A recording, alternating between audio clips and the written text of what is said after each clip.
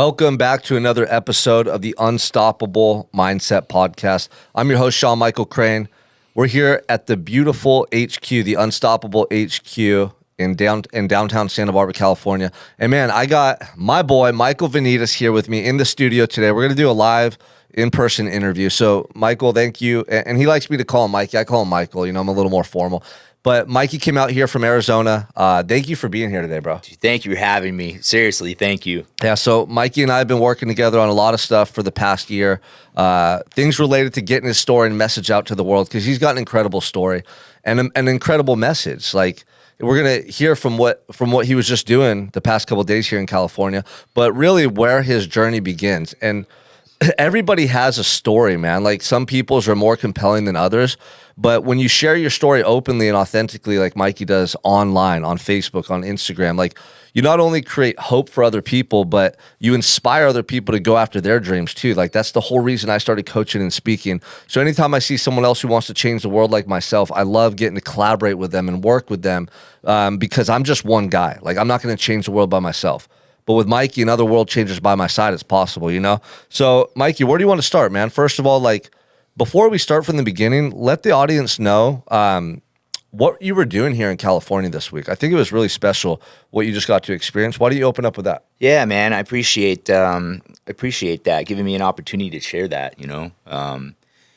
It's an incredible feeling. You know, I came here into town, flew into Orange County because I was presented a life-changing opportunity. I got to go into the Orange County Juvenile Detention Center and share a little bit about my story and, you know, what happened to me with the hopes of making a difference and inspiring them to make better choices in their lives, you know.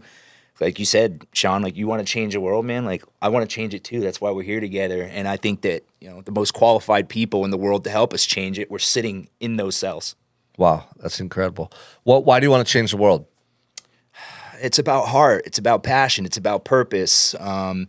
You know, and I think when you have a close call with death, you become so obsessed with making sure that you have purpose, passion, intent, living with intention.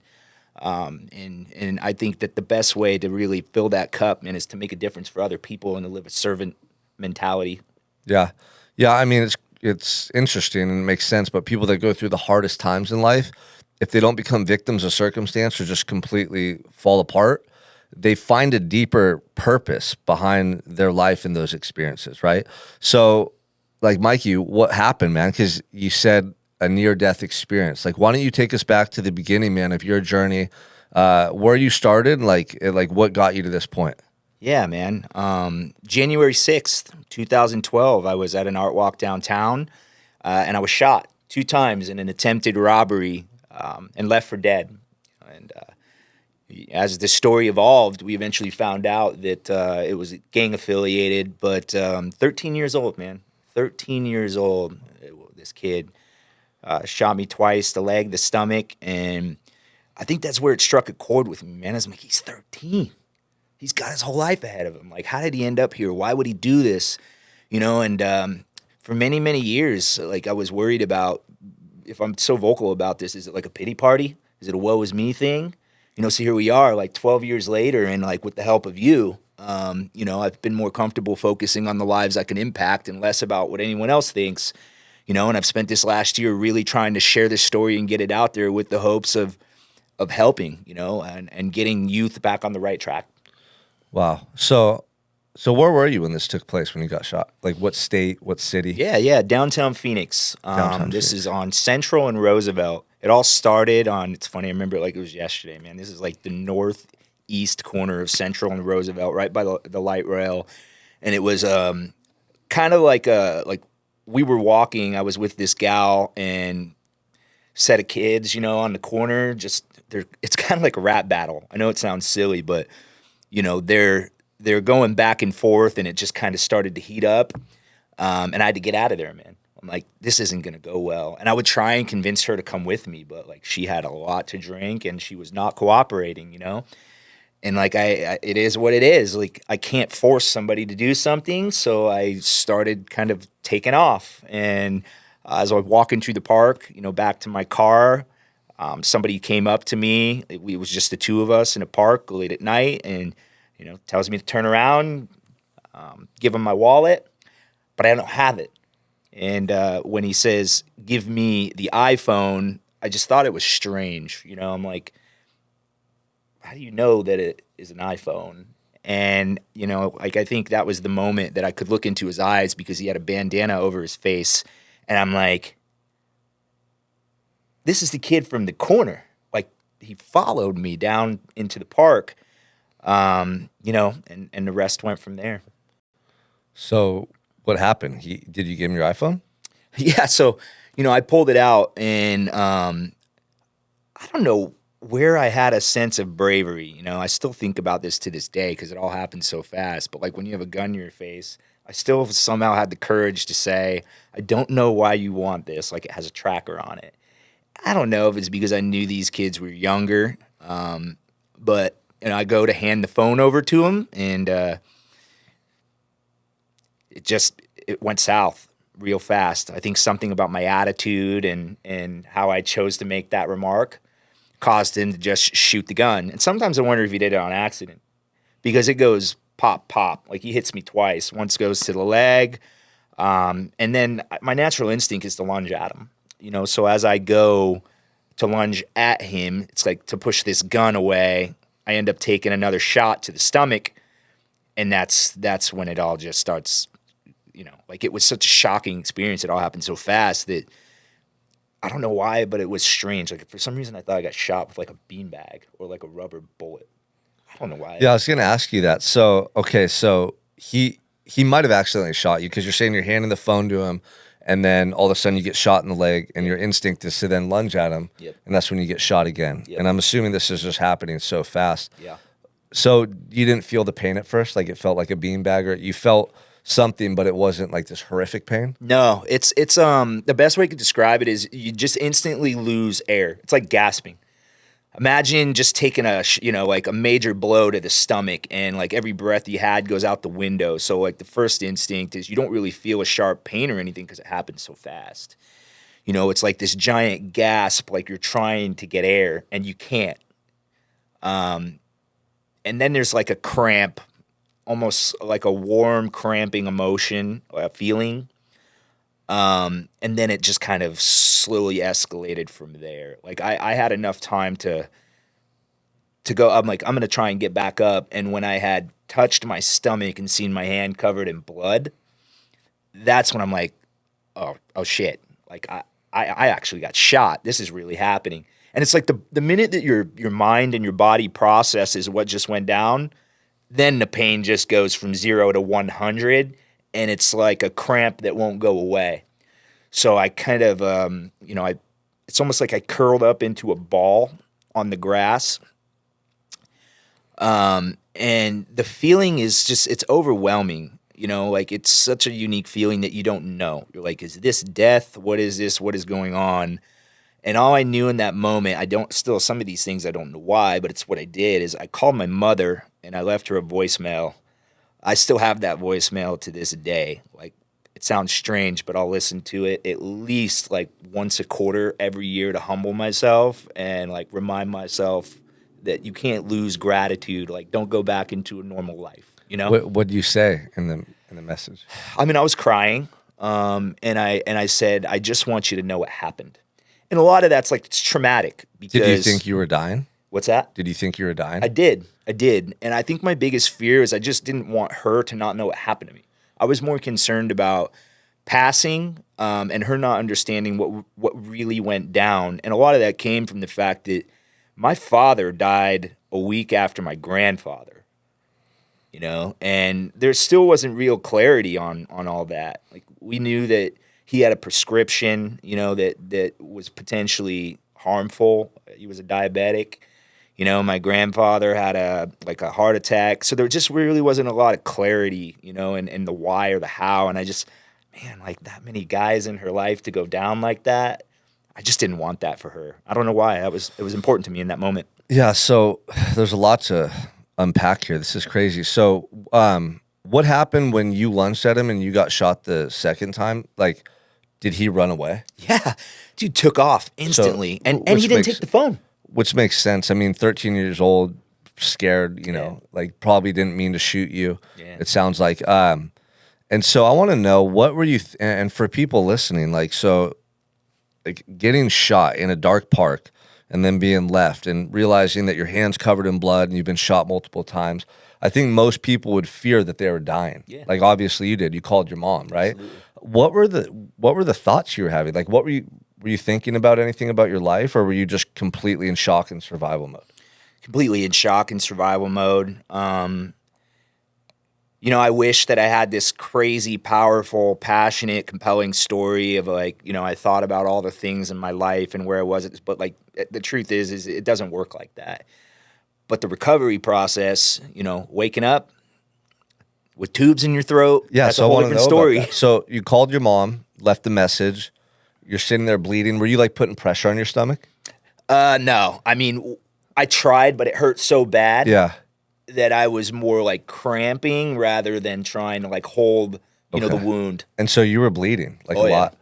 Who called the ambulance or the cops, or So I had left there for a long time, how long were you there on the ground for? hours. Wow. And the irony in this is that the two people that were out at the art walk that night with me and you know, the drunk gal were the ones that found me walking home. Wow. Wild, man. Like still friends to this day. And they like, called they're people- 911? Yeah.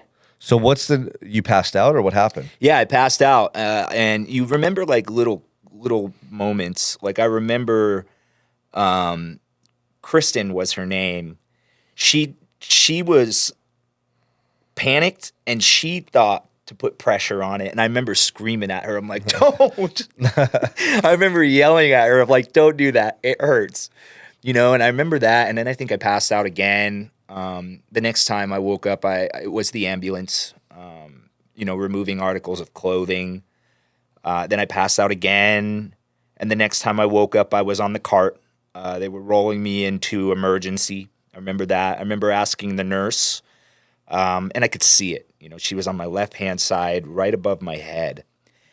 And I just remember asking her, am I going to be okay? That's all I said. And she was really raw and honest. She goes, that's the thing, buddy. We're going to figure that out. We're taking you into surgery right now. And I passed out again, you know, and then I woke up with in the hospital room. Yeah, I mean, I've seen the pictures of you laying there with tubes in your throat and your My nose, sister right? took that picture. Yeah. I mean, that's a pretty graphic photo. Like, you don't get more vulnerable and close to death than that, right? Yeah, yeah. So they took you into surgery. They repaired and fixed whatever was going on. Was the gut shot the one that was life-threatening? Yeah, so the life-threatening piece of it was really how long I was laying there, you know? Like, you can only remember pieces of it, but I read the police report front to back. You know, and that was the biggest concern for the doctors doing the operation, is how long that I was left there, and blood loss, things of that nature. Both How bullets. close to death were you? I mean, I'm not sure. I would say as close as it gets, you know. And in my eyes, like you live or you die. So for me, like, I think I think I know what you mean. Like, how much longer could I have laid there, you know? And Yeah, like, did they say, and- like, man, you lost a lot of blood. If we didn't do surgery when we did, you would have been dead? Yeah, the police report says that if they didn't find me when they did, this could have been dead. You would have died Oh, alone yeah. in a park. Yeah, yeah. I And think that's that the most happens chilling to a part. lot of people, right? They get robbed or something bad happens and they die alone in a park. Yeah, it's heartbreaking. That's crazy. So when you came to and you were like finally aware of what happened, like what were your initial thoughts when you finally were out of surgery and woke up? Yeah. Well, my first instinct is you wake up and you don't really understand. But the most uncomfortable feeling is the tube in my throat. And I also had I think it was an NG tube, like up my nose. So the first instinct is to pull all these wires out. And I remember the nurse, I got lucky because she was actually sitting in a room when I came to. And she instantly grabbed my hand. She's like, don't pull, because whatever was in my throat and my nose, it had some kind of latch or something. So then they slowly removed the tubes. And it's just a groggy feeling. I mean, the amount of morphine I was on, like, it's very spotty. Like, sometimes I feel bad because I do know that I had many visitors. Like, at the time, I was a front man of a semi-successful rock band, and, like, so many people would come and go, and Social media was blowing up, and I still to this day can't really like remember some of those people. Like it's easier to remember some because they would do these kind of things like bring me like pillows and blankets, and but like I feel bad because some people were there and I don't really remember who, you know. Yeah. Yeah. So how old were you when that happened? 25. 25. Yeah.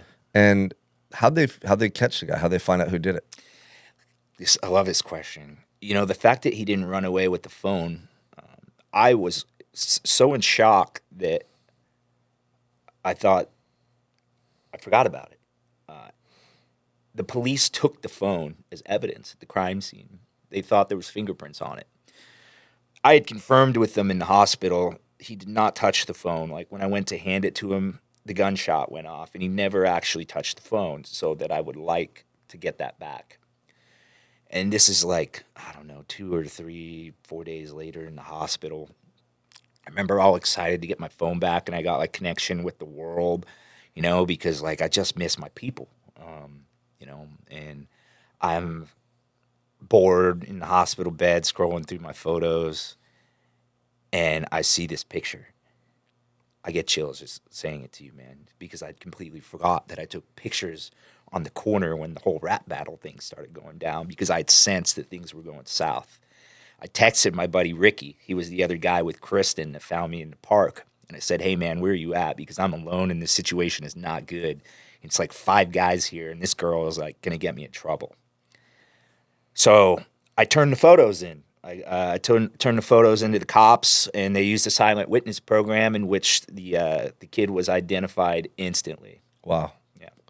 What is a silent witness program? So they showed people the photos who were maybe there that night, or Yeah. they probably might have had a confidential informant or someone who was. Well, so the news station picked up on it, and they ran a segment on TV, and they put the photo up, and the police have a silent witness program where they put the photo up, and you get $1,000 reward for turning in the individual if you can name them. So obviously, I mean, 13-year-old kid. Yeah. You know, So he was 13, man. That's crazy. How much time did he get, or what happened to him? this is where it gets sad, man. I mean, he did some time locked away, you know, until we worked our way up to the trial, and it ended up being dismissed without prejudice. And what this means is it's like saying, hey, I'm not, we're not, he's not guilty, but we're not letting this go. Meaning if he gets in trouble again, we can bring this case back up and use it as support to try him next time. And a lot of that was because you know, the state or court appointed like plaintiff, you know, the person that was representing me didn't feel like we had enough evidence. What we had found out is Mary T. Hance Park, the cameras weren't operating. So we didn't have anything. It was just me and him, you know, word versus word. You know, and part of this is on me, you know, because the lawyer had called me the day before we were going to court, and he said, I need you to be able to tell me that you're 100% positive this is the man that shot you. And I said, like, I'm an integrity guy. Like, I'm telling you this is the guy that shot me, but I'm not going to tell you 100%. I'll tell you 99. I'm like, this kid's 13 years old, and you're telling me that the way that I answer this question right now defines the future of his entire life. Like, what if I am wrong? Damn, You that's know? crazy. You can't put that on me like you had a bandana over his That's head. crazy, though, that perspective. Like, this guy literally almost took your life, and now you're put in a position where you can take his life. Right. You can say one thing that could put him away for 20, 30 years. That's right. I mean, the fact that he was 13, that was on his side. Like, a lot of times juveniles, they get juvenile life, which is to 25, I believe. Yeah, I learned that You know, yesterday. but kids that go into Y at 13, the statistics are not good. They don't come out and thrive typically. Right. Growing up in that environment for your adolescence, right? Yeah. So have you heard about this kid since then, or what's happened to him? No, man, I look him up every day. I did call Victim Services in Maricopa County, asked if there was a way that I can, you know, run his name through the system, see if he ever got in trouble again, because it's a fear that I sleep with. You know, I go to bed and I wonder, like, the fact that I wasn't willing to say 100%, he got away with it. Yeah, Did like, anyone did he else get commit hurt? more crimes? Is Yeah. that on me? Do I need to carry that weight? You know, and then I also say, like, maybe he learned a lesson that day, like, because I'm totally cool with being the expense if he corrected his life and he's doing greater, bigger things, you know, like. Yeah. Yeah. So how did that affect your life? Like, what changed in your life after you got shot? Oh man, it's the best thing that ever happened to me, Sean. Like everything that I have today, my gratitude, my appreciation, where I sit today, successfully in business, my wife, everything. I can visualize it right back to that moment in time. And like I will commonly tell people, knowing what I know today and how I can like visualize it back to that moment in time, I would gladly repeat it again. Like Wow. I would totally take 2 more bullets if I knew it was going to do for me what that's done for me today. Yeah, isn't that crazy? I mean, and people when they're going through adversity don't typically recognize this, but oftentimes the most difficult things you go through turn out to be the biggest blessings. They really are, man. And usually it's in hindsight. Like, how long did it take you to have that perspective? Was it instant or did it take time? it took time. Like, For were sure it you took time. mad and pissed off at first? I don't think I was ever mad and pissed off. Being a frontman of a band and having like that many people on me in a spotlight, like I knew I had the ability to make a difference. And I thought that it was important to teach the world that forgiveness is essential. I'm not saying you have to forget bad things that happen, but don't forgive for other people, forgive for you, so that you can have a lighter soul and you can really inspire and do something for the greater good. So I think, I got over it pretty fast. I mean, before I kind of ended my musical career, I went to a buddy and I had to record one more song, and it was a song I wrote to him, and I never published it, man. It's not on iTunes with the rest of my music. It sits on SoundCloud, and it is a letter to him for what he did, and it was all about, like, I forgive you. We're good. And that was the last song I ever wrote before I closed that door and took kind of a 180 in my career. Wow, that's amazing. So, you left music after that? You stopped producing music? Yeah, yeah. Why? When you have a dance with death like that, you take time so much more seriously. Mm-hmm. And I don't know why, I just worked it backwards to like, man, I'm trying to build a dream and a career with like 4 other individuals, and I have to be extremely reliant upon 4 other individuals. Yeah. And the music industry, like it's not a knock on it, but I think it's filled with a lot of acquaintances, not like true, genuine friendships. Mm-hmm. And I love so many people that I met from that era, like of my life, and I appreciated it, but I just felt like it was time to do something more meaningful where I had more control. And just, it was just time to make a change with like a new appreciation for life. Yeah. I mean, I can understand why you talk about gratitude so much. Yeah. Like, your life was almost taken from you, Right. And I can relate to that because I know what it's like to have everything taken away. What are some of the major learning lessons that you derived from that experience that have shaped your life to this day and helped you? Like, and what would you share with the audience? Like, give some context or some substance behind what those lessons were. And maybe it was a shift in your perspective or just how you live your life. But I'd like to know what were the main ones. Yeah, I mean, there's so many things that I'd love to share about this, but I think the first thing is that I'm an analytical person. I was very creative, like in my music years, but as I shifted into more of like a business mindset, I became more analytical, and I've always tried to like generate this equation for life, a formula so that other people could repeat the things that I did so that they could benefit from it, right? Like you try to turn it into a lesson for people. Mm-hmm. And the best way that I could describe it is that hardship creates character. Character creates opportunity. It's a chance. Character was created, right, like through the recovery process for me. And the gym was a big thing, like laying in the hospital bed for a long time. It was hard, and at that time, Yeah. Did you have any lingering health issues? I did, man. Like for months, like I was in a wheelchair for a while. I like one of my first goals was just to take the walker to the mailbox because I was in recovery at my mom's house, and I just wanted to get the mail for her. It was like my first way of saying thank you. I'm gonna do something for you. Yeah. I love that. Yeah, just a little tiny thing, and then it was like baby steps. Like you got to kind of get a momentum and go from there, Like I used to run a 3-mile trail, hike at Thunderbird Mountain, and I can't do that anymore. So then, like, my goal was just to get to the top with my cane. I remember though, like those little moments, but the rebound was the hardship, and that's when the character was built.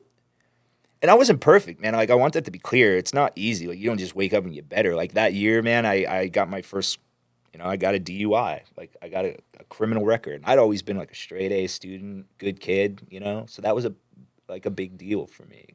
You know, I broke my foot like getting wasted on a stripper pole like on my birthday.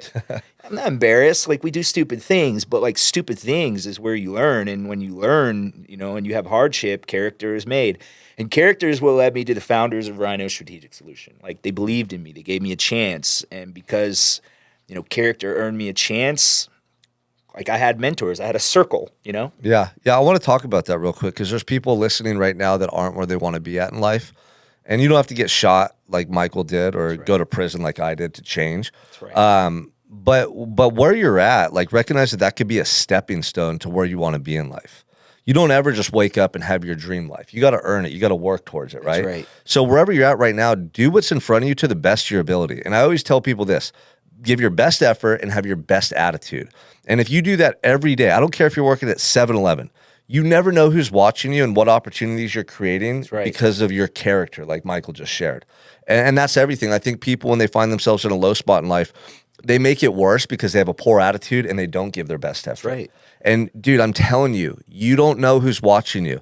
You might be a barista at a coffee shop, and because you have the best attitude and you give the best effort, you might have some multimillionaire right there who's looking for an executive assistant or someone that they can teach digital marketing to, or someone that they want to take traveling around the world with them and be by their side and mentor. And dude, you never know. Yeah. So that's some of the best advice I can give to you if you're a young person or you're just not where you want to be in your life. Look at where you're at right now as an opportunity to get to where you want to go, and make sure you're maximizing every day. That's right. Right. So you came out of that experience with that perspective. Like you were humbled a little bit, it sounds like, but then you were immensely grateful and you thought more about your life and how you were spending every day. That's right. Which is key. Like, does this serve me? Is this what I want to keep doing? Or is there maybe more for me out there? Do I need to make a change? That's right. And then so talk about your relationship with Cristiano, working for Rhino. Like you got to do some incredible things. Yeah, yeah. I mean, to say I'm blessed is an understatement. You know, they're incredible people. And the way that I will commonly, you know, describe working for them is like they believe in people more than people believe in themselves. And they're not willing to waver. Like there are high standards and expectations, but they believe in you and they support you every step of the way. I mean, like I'll work all day and all night, you know, but here's the thing is like if I had a question, I mean, Anna would take a call at 11 at night. Like she's like, I'm with you every step of the way. Like you're going to do this, you're going to grow, you're going to become great, you're going to do the work. But I'll guide you, I'll support you, you know? Yeah, and just for clarity, share with the audience, like, you know, Rhino, like, what does that company do? Yeah, like, yeah. Like, how successful are they? Like, what do they specialize in? Yeah, I appreciate you saying that.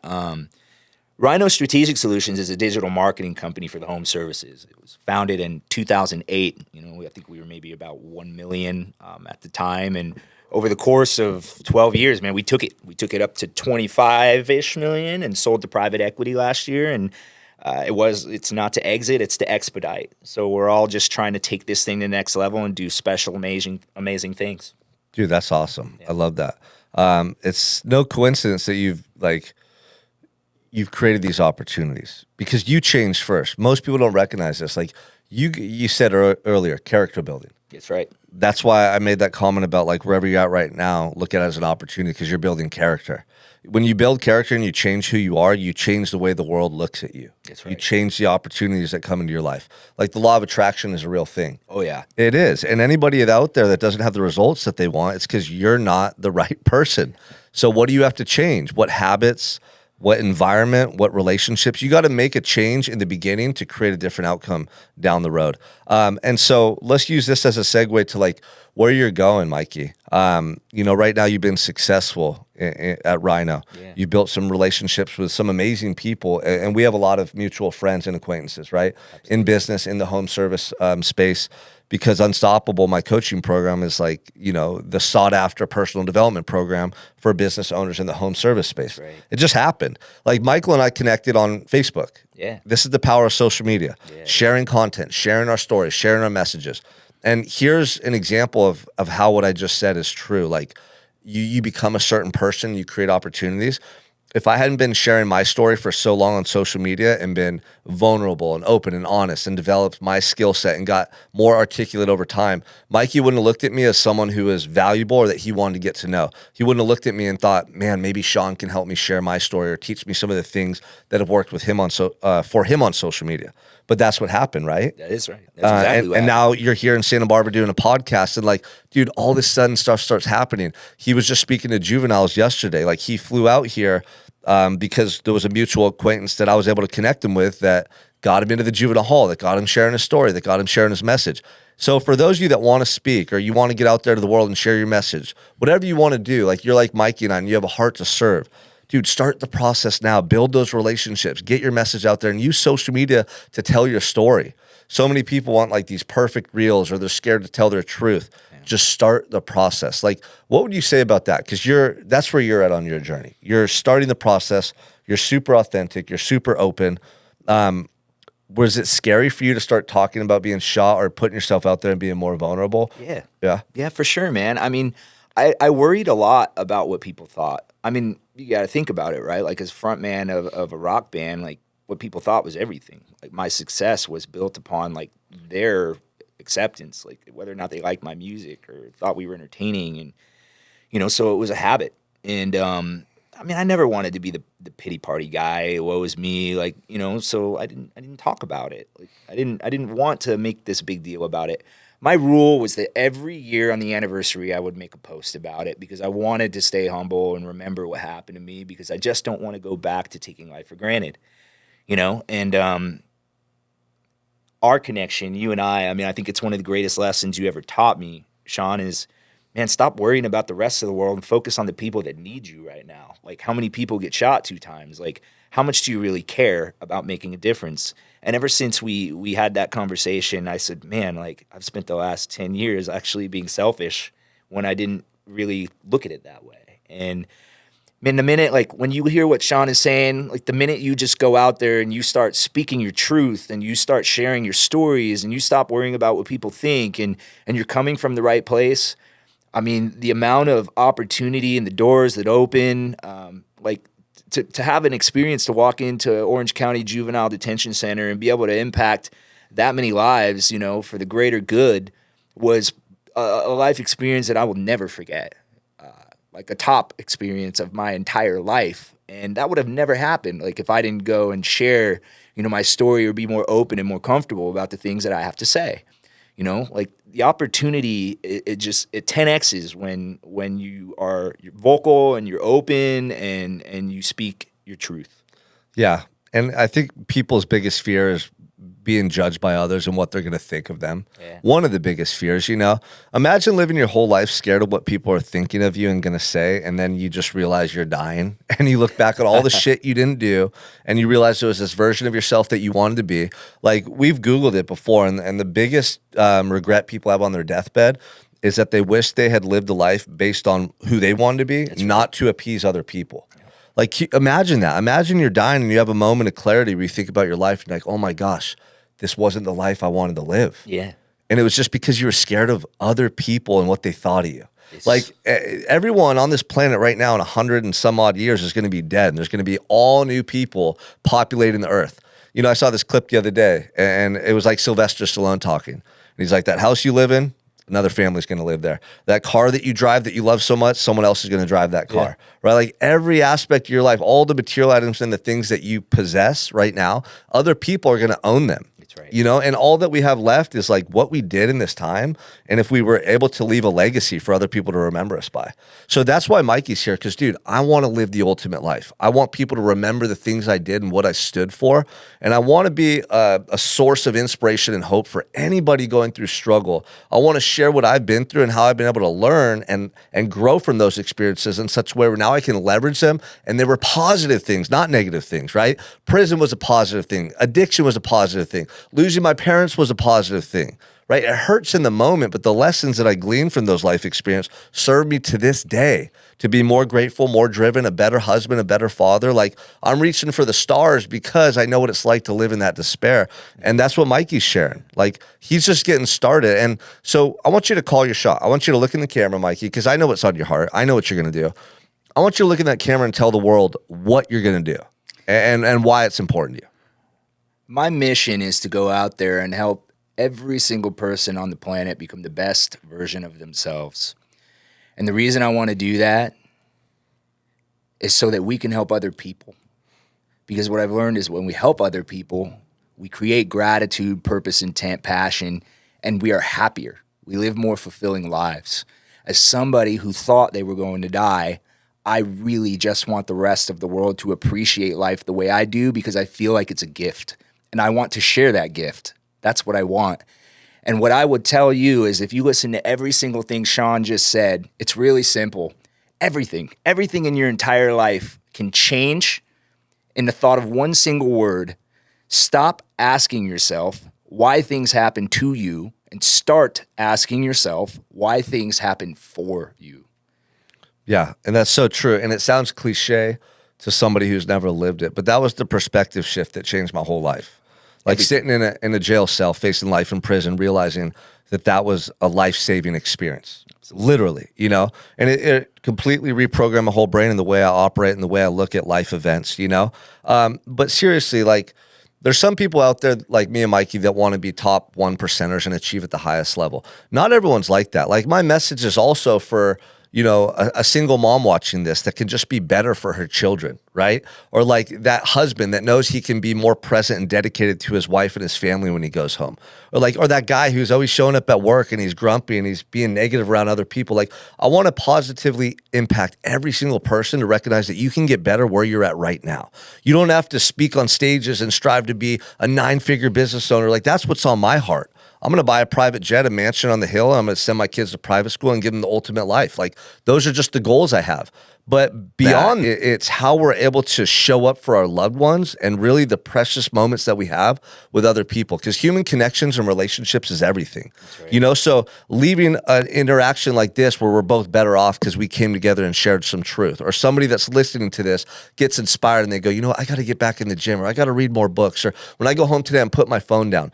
Like, every day we can get better in every aspect of life, you know? And I don't care where you're at. I don't care if you're washing dishes for a living or you're a bus driver. I don't care if you're in school struggling, you have all this debt. Like, don't think of what you're doing in life as negative. Look at the positives and know that everything you're experiencing is going to serve you if you open your mind to the lessons that are right in front of you. Like, that's the biggest thing I want people to take from this. Yeah. Sometimes it takes being shot. Sometimes it takes going to prison, right? Thank God we went through that stuff, because I don't think I would have learned had I not gone through that set of circumstances, right? You know, and now we get to share it with you guys. So you don't have to go through these same hardships. You can change right now. And here's the thing I tell everyone. This is the number one lesson prison taught me. Inside of all of us is this truth about who we want to be. You have this moral compass, this intuition. If you just trust and believe in that voice within you and let that guide you down a path in life that you know you want to go down, and you're courageous and open-minded and willing to take each step and keep moving forward, oh my gosh, you're going to live the ultimate life. And everyone's is different. It's not about money and stuff for everybody. For some people it is. For some people it's about being fit and athletic. For other people, you know, they have a different image and vision of what their ultimate life is like or should be like. But it's for you, dude. That's your life. That's right. So me and Mikey aren't here to tell you how to live. We're here to help you find that truth within you and muster up the courage to go after it, because dude, I don't want to get to the end of my life and have regrets. I don't want to get to the end of my life and think, what if? Like, that's torture, you know? And how many people do you think right now are on that path? Like, we got to save them. We got to reach them. And I always say this. I want to change the world, but I'm just one man. Mikey wants to change the world. He's just one man. But together, we combine forces and we create a ripple effect, and we inspire the next man, the next woman, and they inspire their children and their community. That's when we're going to elevate, you know, the collective consciousness and the standards throughout our country. And that's what we need right now, right? So, Mikey, you're a stud, man, and we're just getting started on this journey and what you're going to be doing. You're already speaking on stages, like you're sharing your story on social media. You're crushing it in business. Share with the audience where they could find you as well, so they could start following you along on your journey. Yeah, thank you, man. Thank you. And he needs to have his podcast and a YouTube channel coming soon, right? We talked about that. And a book. Be on the lookout for this guy. But share with them where they can find you. Yeah, you're right. Hey, you say call shots. Like, there's those a book, shots, man. There's a book coming, for sure. I tell these people that I'm buying a private jet. I decided that the other day so I could take my family on every trip, every conference. Like, it's not because I want to flash and flaunt and say I got a private jet. Like, that'd be dope. I want to pull up to the airport and take my wife and kids right on the jet and have comfort and take them everywhere with me. Yeah. Like, I just realized a long time ago, the bigger you dream, the farther you go. And all the things I dreamt about in prison are my reality now. Yeah. Like, it works. So now I'm going to dream bigger and I'm going to work harder and watch what I do in the next 10 years. Yeah. Right? Yeah. But yeah, call your shot and share where they could find And you. it's a good dream, man. Private jet is a hell of an experience. And that's just one thing, you know, like, dude, honestly, here's the thing. My daughter's going to the best private school in town. I take her to school every morning. And on the way to school, we put the Sing soundtrack on, the cartoon movie, and we sing the songs together. We talk about life. Like, dude, those are the moments I cherish the most. I walk with her and hold her hand and take her into kindergarten, spend about 5-10 minutes talking with her and the other kids and the teachers. Dude, that's the stuff I dreamt of, bro. Yeah. You know, like giving my kids and my family the ultimate life. So the jet, the school, the home, those are things, but it's about the impact and like literally the experiences we have. Like tools. That's why we start this journey, so that there's no limitations. And if I wanted to send her to a different school, I could. If I wanted to homeschool her, I could. If I wanted to move to New York or Maui or Taiwan, I could. Like, I don't want to live in a world of limitations, but most people's limitations are here, bro. It is. I mean, listen, You know? like you don't count your dollars on your deathbed. That's the thing that I constantly say to everybody, right? The gift that I had is like I thought I was dying and I didn't think about money, you know? Yeah. Like it's a tool, and the things that you want to do and accomplish in your life, it's a tool, but it's the purpose, the heart, the passion, the emotions, the feelings, the amazing things you're describing that really matter. I never want to be someone that makes excuses, and I never want to be someone to say, oh, I can't afford that. Like, I heard that growing up, and I look at other men, and I talk to a lot of men every day who want coaching or they want to level up and grow in their life. And when it comes time to make a commitment, they say, oh, I can't afford that. Like, I never want to say those fucking words.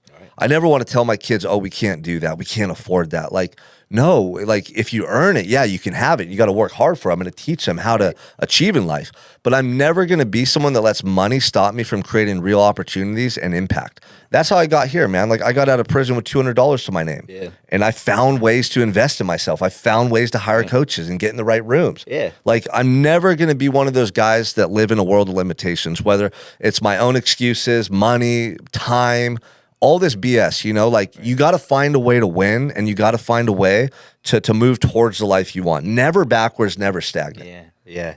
I mean, listen, I have to say, guys, I what I had learned when we built Rhino over the last 12 years is that I love building people.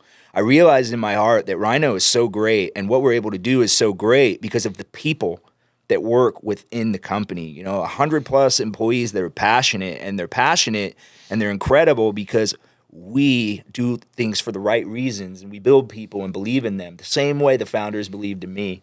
You know, so that's where my passion is, and that's why I want to get out there. I live my life on the record. Like, I just want to take it beyond the walls of Rhino, you know, the mission of Rhino, to give back, to do the right thing. You know, like, I want that to carry on far beyond, you know, a digital marketing agency. And, you know, I want to change the world for the right reasons. So please follow me. Facebook is where I do the majority of my stuff. I put everything, like stories all day, post all day, Instagram, LinkedIn, TikTok, you name it. Like, I'm everywhere. Just look me up, Mike Venidis. There's only one Venidis. And I want to be there. I want to be with you. I want to help you. And I want to inspire you. And I just want you to live and live with heart. Yeah, I love that. It sounds like Venidis. I always call him Michael Venidis. It's Michael Venidis, Mikey Venidis. We'll put his name in the description and tag you and all this stuff, man. But like, getting to build a relationship and see this guy grow over the last, 8 months, it's been incredible. I love seeing people who admit who they want to be, and they have the courage to go after that vision. You know, like, dude, that brought you into a juvenile detention center today, and you don't know the impact you had on those kids. You might have changed someone's life forever, right?